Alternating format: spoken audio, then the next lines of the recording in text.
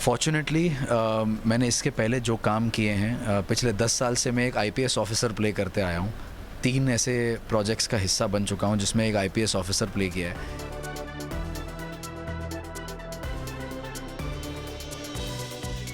कोशिश तो यही है हमारी कि जागरूकता मिले। जैसे हम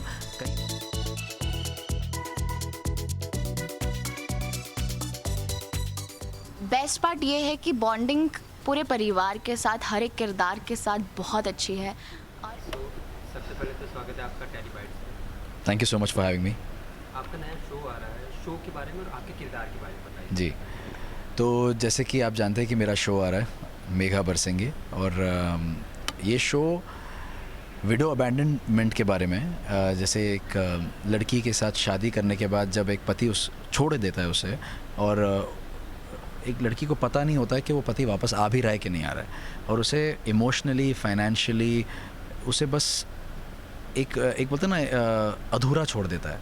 तो I think this show talks about ये सिनेरियो जो काफ़ी हद तक अनफॉर्चुनेटली प्रेवलेंट है हमारे कंट्री में, एंड अनफॉर्चुनेटली बहुत सारी लड़कियां इसमें फंस चुकी हैं।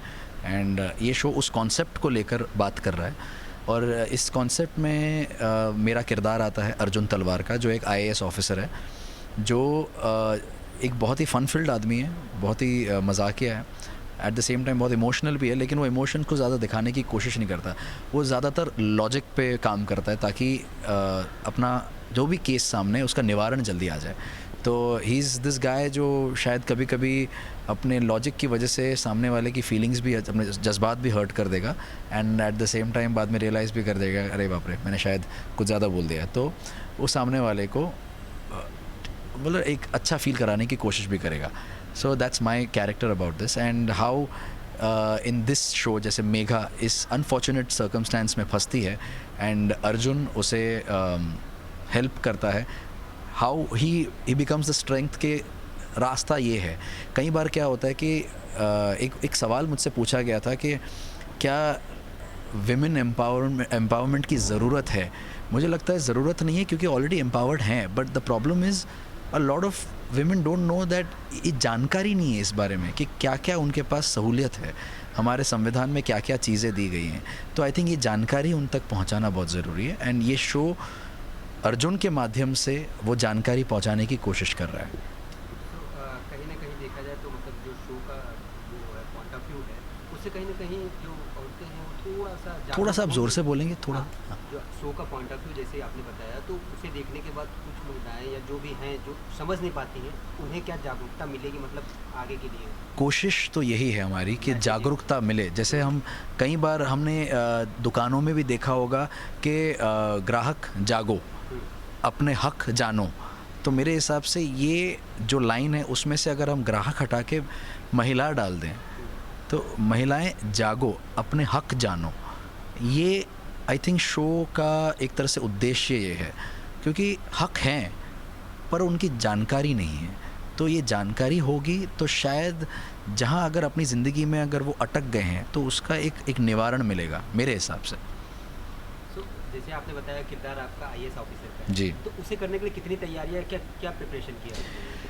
फॉर्चुनेटली मैंने इसके पहले जो काम किए हैं पिछले 10 साल से मैं एक आईपीएस ऑफिसर प्ले करते आया हूँ। 3 ऐसे प्रोजेक्ट्स का हिस्सा बन चुका हूँ जिसमें एक आईपीएस ऑफिसर प्ले किया है। और जैसे कि आप जानते हैं कि आईएएस और आईपीएस बनने के लिए यूपीएससी की एग्ज़ाम देनी पड़ती है।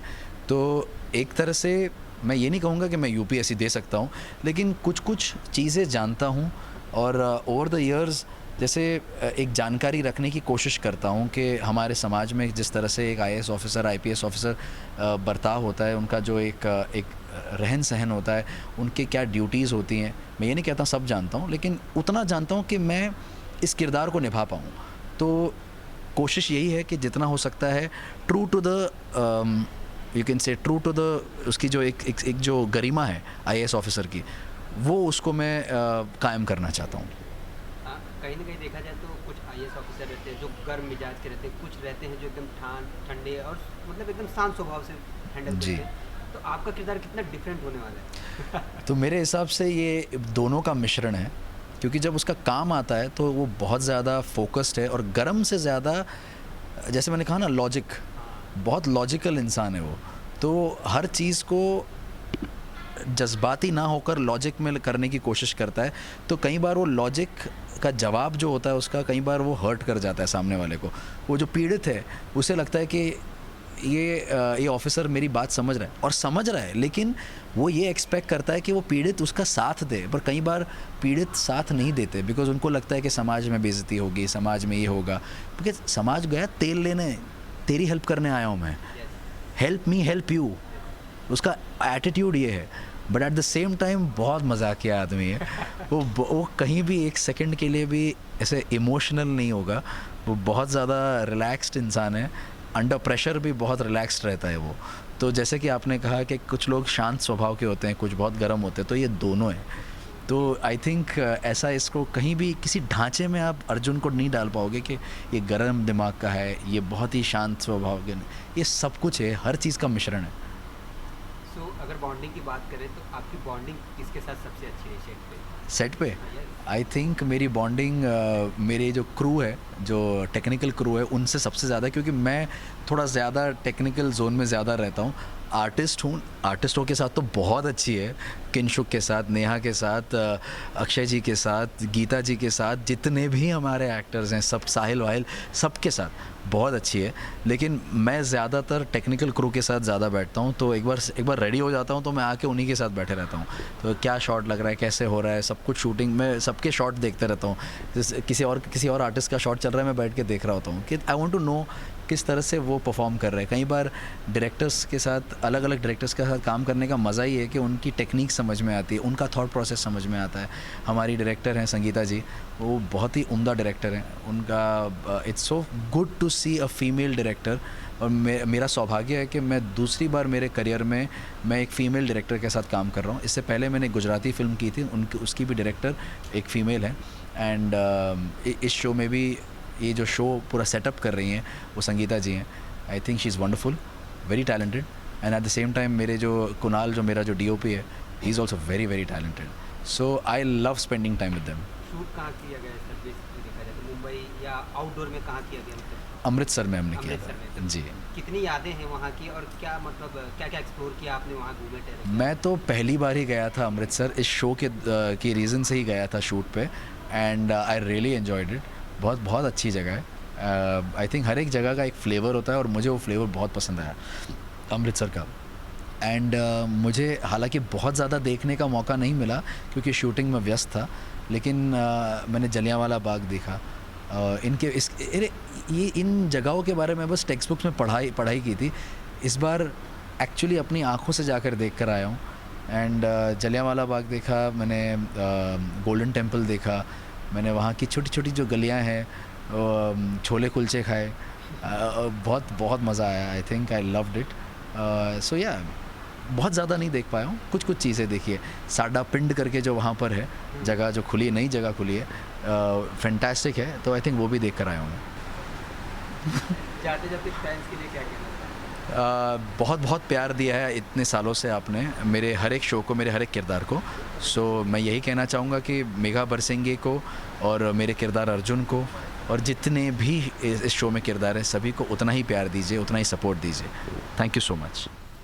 पहले तो स्वागत है आपका टेलीवाइट। Thank you so much. आपका नया शो आ रहा है, शो के बारे में और आपके किरदार के बारे में। अच्छा, तो हमारा शो है मेघा बरसेंगे। ये एक कहानी है जिसमें मेघा की जर्नी को दर्शाया गया है। मेघा बहुत ही सिंपल बैकग्राउंड से आती है, अमृतसर की रहने वाली है, एक कोरियोग्राफर है जिसका खुद का सपना है एक अपना डांस स्टूडियो खोलना। और जैसे हर परिवार का सपना होता है कि उनकी बेटी सेटल हो जाए, तो मेघा की जो शादी होती है वो एक NRI से होती है। तो हमारा शो ही इस शादी के ऊपर है कि एक NRI शादी होती है जो कि एक स्कैम होता है, जिसमें जो एक ब्राइड है वो उसके जितने भी आई थिंक उसके पापा ने जितने भी उसके लिए उसकी पूंजी रखी है वो सब लूट कर ले जाता है और कभी वापस नहीं आता है। तो जो एक ब्राइड है वो पूरी ज़िंदगी इसी होप में रहती है कि शायद अब उसे जाके जस्टिस मिले, शायद ही माइट कम बैक, पर ऐसा नहीं होता है। बहुत सी ऐसी महिलाएं हैं जो आज तक इंतज़ार कर रही हैं।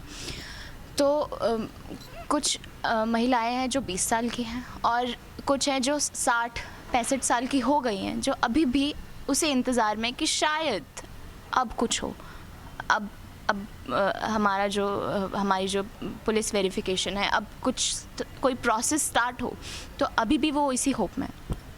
तो मेघा की जर्नी के थ्रू ये दर्शाया गया है कि एक औरत पर क्या बीतती है जब सोसाइटी उन्हें एक लेबल लगा देती है छोड़ी हुई औरत का। कसूर उनका नहीं है, कसूर उस इंसान का है, उस जिसने उन्हें धोखा दिया है। लेकिन ये जो प्रथा चलती आ रही है कि सिर्फ विमेन को ही आप टारगेट करोगे, और फिर मेघा की जर्नी में एक आईएएस ऑफिसर आते हैं जो उन्हें राइट डायरेक्शन दिखाते हैं और विमेन एम्पावरमेंट के बारे में बताते हैं। सिर्फ मेघा को नहीं, लेकिन अपने किरदार से ये दर्शाते हैं कि औरतें कमज़ोर नहीं हैं। और इसमें जो मेघा की जो मदर हैं वो थानेदारनी हैं, so it's a very important character. तो मेघा को एक she get a ray of hope that you know she might get justice.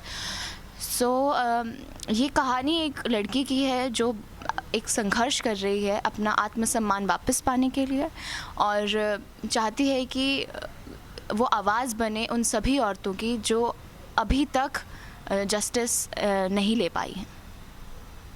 जैसे कि आपने बताया रेडी, जैसे आपने बताया तो इसमें बहुत सारी महिलाएं हैं जो आज भी जूझ रही हैं इस प्रॉब्लम से। जी, ठीक है, तो क्या लगता है कि ये शो के जरिए उनको कुछ सोशल मैसेज मिलेगा, वो जागरूक होंगी? ऑफ कोर्स, जैसे मैंने कहा, जो आईएएस ऑफिसर हैं वो मेघा की जर्नी में आते हैं और उन्हें राइट डायरेक्शन दिखाने के लिए सिर्फ मेघा को नहीं, बहुत सी औरतों को। तो आपको पता चलेगा ऐसे कौन से लॉज हैं, कौन से प्रिकॉशंस जो हैं आपको लेने चाहिए, क्या जांच पड़ताल करनी चाहिए, और एनआरआई जो स्कैम्स हो रहे हैं कितनी तादाद में बढ़ चुके हैं। तो आपको ये इन्फॉर्मेशन हमारे शो के ज़रिए ज़रूर मिलेगी, और ये उन औरतों की आवाज़ बन के आएगा कि it's a very painful thing किसी की ज़िंदगी के साथ खेलना। और तो आप शादी करने के लिए इंतज़ार कर सकते हैं, लेकिन प्लीज़ जितनी भी वेरिफिकेशंस हैं वो करके ही आप ये स्टेप उठाएं।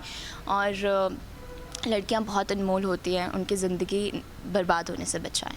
जब ये शो आपको ऑफर हुआ तो आपके माइंड में क्या चल रहा था, क्या सोच के आपने हाँ किया?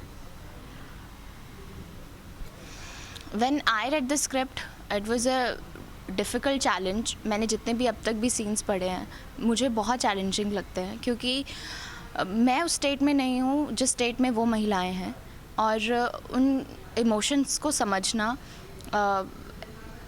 It's a task for an actor. और उस हर एक इमोशन को, क्योंकि एक औरत जो बहुत ही नाइव है, जो ज़्यादा दिमाग नहीं लगाती है, उनके साथ ऐसा बहुत बड़ा हादसा हो जाए, तो of course being an actor you have to do your own research emotionally, physically. और आई थिंक मैं मेकर्स के साथ, जो हमारे सौरभ तिवारी सर है, उन्होंने पूरा इसके बारे में, इस किरदार के बारे में ब्रीफ दिया, तब जाके मुझे लगा कि शायद मैं कर पाऊँ। और अभी जितने भी हम सीन्स कर रहे हैं मुश्किल होती है, क्योंकि इतनी सिंसियरिटी से उस चीज़ को दर्शाना मुश्किल है, लेकिन कोशिश जारी है। सही, जैसे कि आपने बताया कि मुश्किल होती है, तो जो कैरेक्टर आप कर रहे हैं उसमें बहुत सारी तैयारियों की ज़रूरत होती है, बहुत सारी प्रिपरेशन की ज़रूरत होती है। तो आपको जब ये रोल ऑफर हुआ तो आपने क्या प्रिपरेशन की, कुछ तैयारियाँ वगैरह की, गूगल से कुछ सर्च किया या कुछ अपने हिसाब से? हाँ, मैं वही बता रही थी आपको कि जो हमारे मेकर्स हैं, जो हमारी डायरेक्टर हैं, वो भी एक फ़ीमेल हैं। तो कुछ इंसिडेंट्स उन्होंने अपनी लाइफ से बताए, कुछ इंसिडेंट्स हमारे जो मेकर्स हैं उन्होंने बताए। And I come from Ludhiana, so I was familiar with the world of this show. And खुद की रिसर्च की है, बहुत से इंटरव्यूज़ देखे हैं। तो yes, I read lot of about this concept. तो ये हो रहा है और बहुत सालों से होता आया है, सो इट्स अ वेरी नहीं होना चाहिए। So I think it takes a courage to you know make a show on this concept so लोगों की अवेयरनेस के लिए हैं, तो आई होप कि सब लोग देखें इस शो को, और बहुत कुछ सीखने को और समझने को मिलेगा कि एक वुमेन किस इमोशंस, किस पेन से गो थ्रू होती है. सो फैमिली के लिए भी एक इन्फॉर्मेशन मिलेगी, उनके लिए भी एक it's an eye opener concept for everyone. Show में बहुत सारे एक्टर हैं, किंतु सर हैं, नील सर. बॉन्डिंग की बात करें तो सबसे अच्छी बॉन्डिंग किसके साथ है आपकी? बेस्ट पार्ट ये है कि बॉन्डिंग पूरे परिवार के साथ, हर एक किरदार के साथ बहुत अच्छी है, और इसी वजह से आई थिंक हमारे अंदर ये एक है कि ये शो बहुत अच्छा चलेगा, क्योंकि जितने भी सीन्स होते हैं, अगर आपकी ऑफ स्क्रीन बॉन्डिंग बहुत अच्छी है, और बॉन्डिंग बनाने की ज़रूरत नहीं पड़ी, टू बी वेरी ऑनेस्ट, बन गई, और ये बहुत रेयर होता है जो कि हमारे सेट पे हुआ है. किसी से भी बात करो, इट फील्स लाइक आप उनसे पहले मिल चुके हो. तो सबके अंदर बहुत वार्मथ है, एवरीवन इज़ सो वेलकमिंग, तो मज़ा आता है. किसी भी सीन को उठा के देख लें आप, you can see the emotion. जैसे कि शूट अमृतसर में हुआ है, तो कुछ यादें शेयर करना चाहेंगे, कुछ मेमोरीज? मैं यही कहूँगी कि वहाँ के लोग बहुत वेलकमिंग थे. हमें उन्होंने बहुत अच्छे से ट्रीट किया, और इतने इनोसेंट लोग हैं. उन्होंने बोला कि आप, अगर आपको कोई दिक्कत आ रही है शूट करने में, या आपको रेस्ट करना है, तो आप, हमारे दरवाजे आप लोगों के लिए खुले हुए हैं. तो it's very sweet of them कि उन्होंने हमें एज ए गेस्ट अप्रोच किया, और हमें शांति से शूट करने दिया, और खाना तो मज़ेदार है ही, तो मैं वही मिस कर रही थी. या शूट की बात करें तो नील सर या किंतु सर या कोई भी एक्टर हो, तो ऑन स्क्रीन तो बहुत मिच्योर दिखाई देता है, शांत स्वभाव का मिलने भी.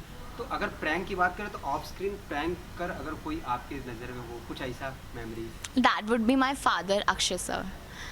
तो वो जैसे दिखते हैं वो वैसे है नहीं, और मेरी बॉन्डिंग अगर बोलूँ तो I would say he is like my father, और मैं उनको पापा ही बुलाती हूँ अब, क्योंकि उनकी कुछ कुछ ऐसी हरकतें हैं जो मेरे पापा से बहुत रेजोनेट करती है. So I feel like okay, my father is not here, he is in Ludhiana, so he gives me that love or warmth, so it's a very adorable thing, and he's very very sweet.